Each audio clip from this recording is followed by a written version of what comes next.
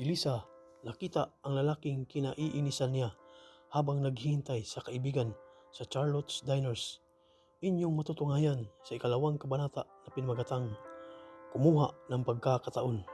Pero bago ang lahat, kung bago ka pa lamang sa aking channel, ay huwag niyo pong kalimutan i-subscribe at i-click ang notification bell para updated pa po kayo sa susunod pang video. Ayaw rin naman kasi ni Elisa na iasa sa mga magulang ang pagtulong niya sa pamilya ni Chris. Kahit mahirap sa kanya na makamove on sa first boyfriend, ay tinulungan siya ng kanyang mga kaibigan. Ang sabi ng mga ito ay hindi na raw niya kailangang pag-aksayahan ang isang walang kwentang lalaki. Maganda naman siya at matalino, may maayos na trabaho bilang nurse sa San Rafael at tinitiyak ng mga kaibigan niya na maswerte ang sinumang lalaking mamahalin niya. Kaya hindi mapagtanto ng mga ito kung bakit hindi siya makamove on sa Herodes na ex-boyfriend niya. Lumingalinga si Elisa, ngunit wala pa rin si Kay. Marahil ay busy pa ito sa trabaho. Si Karen naman ay hindi pa dumarating at dahil nag-iisa pa siya ay naalala na naman niya si Chris. Doon kasi sila laging nagpupunta noon. Chris, she thought was the perfect guy for her until 5 months ago. Everyone around them thought that they would end up together. Since they had known each other since they were little and they had been together for 2 years. Pero ang pag-ibig ay hindi nasusukat sa tagal ng pagsasama, kundi sa mismong pagsasama na. Their first year together was the happiest until Chris went to abroad. Nagsikap itong magtrabaho bilang nurse sa Malaysia dahil kailangan itong kumayod para sa pamilya. Panganay si Chris at ito ang bumubuhay sa kaapat nitong kapatid dahil ulila na ang lalaki sa mga magulang. Humiram pa nga ito sa kanya ng pang-placement fee para makapag-abroad na walang pagdadamot na naman niyang ibinigay. Nakita niyang porsigido namang makapagtrabaho sa abroad si Chris kahit pa tutol siya. Inalok pa nga ito ng mama niya na tulungan itong makapasok sa ospital na pinagtatrabahuan din niya, ngunit tinanggihan iyon ng lalaki. Mas malaki kasi ang maitutulong sa mga kapatid kung mag-a-abroad ito dahil di amak na mas malaki ang sweldo ng lalaki sa ibang bansa. Sa kalaunan ay pumayag na rin si Elisa sa kagustuhan ni Chris. Nung una ay okay pa ang relasyon nila kahit magkalayo sila. They scheduled their Skype calls so that they would still have time to talk with each other. Lagi rin itong nagchat-chat sa kanya. Ngunit pagkalipas ng ilang buwan ay bibihira na lang itong mag-chat o tumawag. Nalaman na lang niya sa pinsan ni Chris na si Alex na mayroon na itong iba. Ang balita niya ay may girlfriend daw itong Pilipina na katrabaho sa Malaysia at kasama iyon ni Chris nang umuwi sa Pilipinas. Sinubukang kumpirmahin ni Elisa ang balita sa mga kapatid ni Chris, ngunit nalaman niyang umalis na pala ito sa dating tinitirhan. Hindi niya ikinakaila sa sarili na masakit ang ginawa ni Chris sa kanya. Gayong inaakala niya na sa pagbabalik nito ay magpapakasal na sila katulad ng kanilang pinagpaplanuhan. She spent half of her life with him, that was why it was very hard for her to just leave everything behind. Forgive and forget nga ang sabi ng mga kaibigan niya. Forgetting was impossible. Forgiving was even more than impossible. Talong-talo pa niya ang ampalaya sa pagkabiter, kaya hindi siya papayag na ganoon na lang. Naputol ang kanyang pag-iisip nang bigla na lang may humarang sa kanyang tinitingnan. Napakunot noo siya nang makita ang pang-asar niyang kapitbahay na si Martin. Word na tiningnan niya ito dahil hindi naman sila close para lapitan ito. Hindi nga sila madalas magpansinan maliban na lang kung mag-aaway sila dahil sa ingay na idinudulot ng madalas na pagpaparte sa bahay nito. Hindi niya alam kung bakit lagi itong nagpaparte. Gayong ang sabi ng kapatid niyang si Noah ay mag-iisa lang si Martin sa bahay dahil nasa Australia ang mga magulang nito. Sa halos araw-araw na pagpaparty sa bahay ng lalaki ay baka lahat ng holiday na nakatala sa kalendaryo ay naselebrate na nito. Naiinis talaga siya kaya nagbaling siya ng tingin sa mga mesa sa gitna ng restaurant. Nang inilipat niya ang tingin sa ibang direksyon ay iniharang uli ni Martin ang katawan nito sa tinitingnan niyang direksyon na animo ay may pinagtatakpan ito. Ano bang kailangan mo? Naiinis na si Elisa. Binalingan niya ito. Alam mo, bawal ang hindi kumakain dito. Umiiyak kasi ang chef dito kapag hindi pinapansin ang luto niya. Nakahalukip-kip na wika ni Martin. Excuse me. Napataas ang kilay ni Elisa. Sino ba naman kasi ang maniniwala sa pinagsasabi nito? Siguradong balak lang talaga nitong asarin siya. Lalong nag-init ang dugo niya nang lang aasar itong ngumiti. Hindi niya alam, ngunit nakita pa lang ito ay kumukulo na ang dugo niya. Ang dating kasi sa kanya ng lalaki ay ubod ito ng yabang at antipatiko. Bawal ang hindi kumain dito? Ano naman sa'yo? Hinihintay ko si Kay. Pagdadahilan ni Elisa para umalis na ito.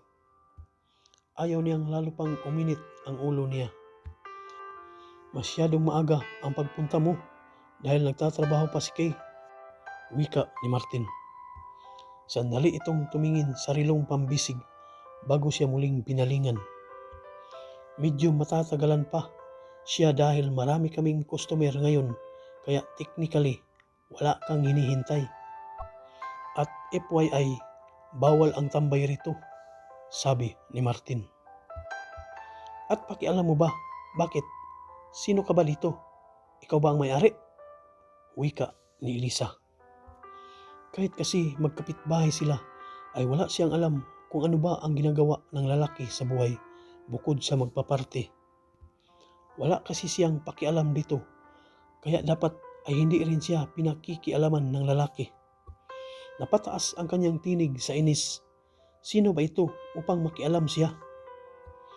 Kung siya nga ay hindi pinakikialaman ang pagpaparte sa bahay nito, kahit naiingayan na siya, ito pa talaga ang may ganang makialam sa buhay niya.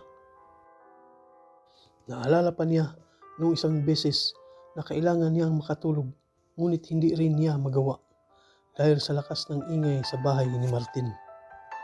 Hanggang ngayon ay hindi pa rin nagbabago ang tingin ni Elisa kay Martin. Ito ang pinaka-iinisan niyang tao sa mundo. Mukhang quits lang sila dahil mukhang inis din ang lalaki sa kanya. Lagi kasi siya nitong pinakikialaman. Yes, I'm the owner. Pagak siyang natawa.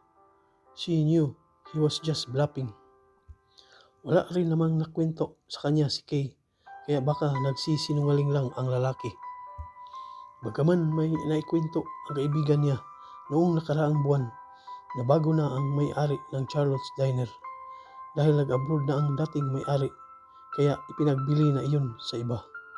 Ay wala namang nasabi ang kaibigan kung sino ang nakabili ng establishmento.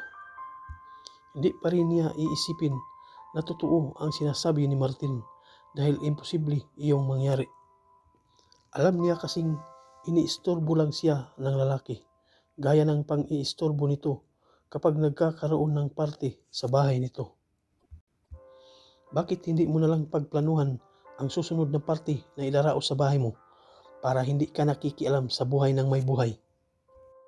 Wala ka bang remittance of taxes day or garbage collection day na ilaraos ngayon sa bahay mo? Panunuya ni Elisa. He gave her a weird look. Alam ni Elisa na hindi alam ni Martin ang pinagsasabi niya. Kahit siya ay hindi rin niya alam kung bakit binanggit iyon, gayong wala naman talaga ganoong mga araw. Naaasar lang talaga siya rito. Pandagdag pa ang damuhong ito sa hindi magandang araw niya. Saglit itong nag-isip saka muling bumaling sa kanya. You know what? You're so noisy. At ako pa pala ang pakialamira. Ikaw kaya itong nakikialam. FYI, wala kang pakialam kahit maubos ko pa ang lahat ng complimentary drinks dito sa tagal ng paghihintay ko. Kahit bayaran ko pa, ay wala iyong kaso sa akin, sabi ni Elisa. Gumisilang si Martin sa kanya na lalong ipinag-init ng kanyang ulo. Ngunit may ibang ekspresyon siyang nakita sa mga mata nito na hindi niya lubusang matukoy. Para bang may gusto itong sabihin na hindi nito masabi-sabi.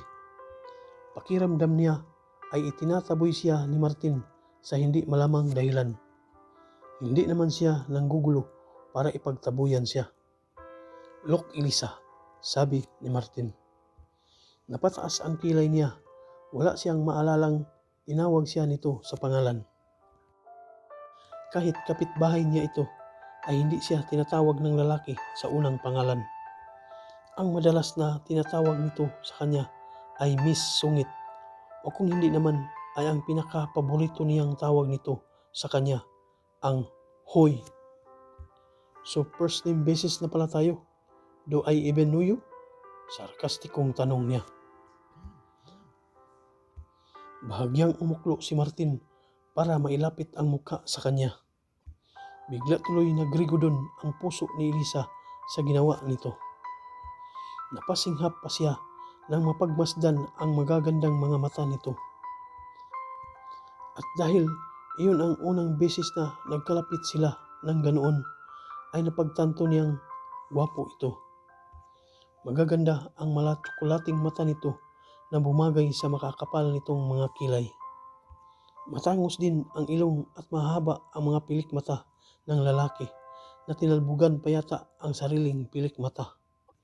Napatitig si Elisa sa mukha ni Martin habang malakas na kumakabog ang dibdib sa hindi niya malamang kadahilanan. Hindi naman ito mukhang nagalit o napikon sa kanyang sinabi. The expression on his face was neutral, but his eyes seemed to be hypnotizing her. It's best if you leave. I don't want to see you sad, sabi nito.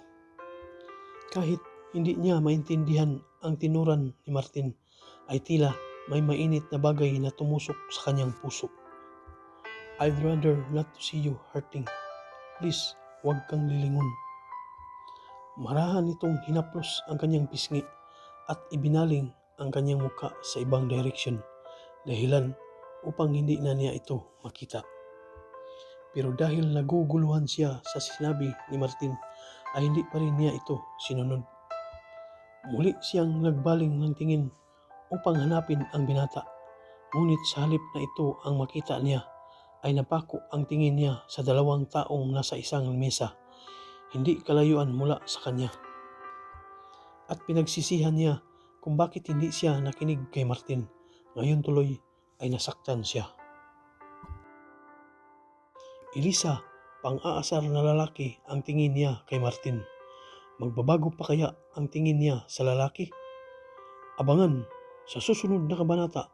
At kung nagustuhan niyo po ang aking kwento, ay huwag niyo pong kalimutan i-subscribe at i-click ang notification bell para updated pa po kayo sa susunod pang video. Thank you for watching and God bless.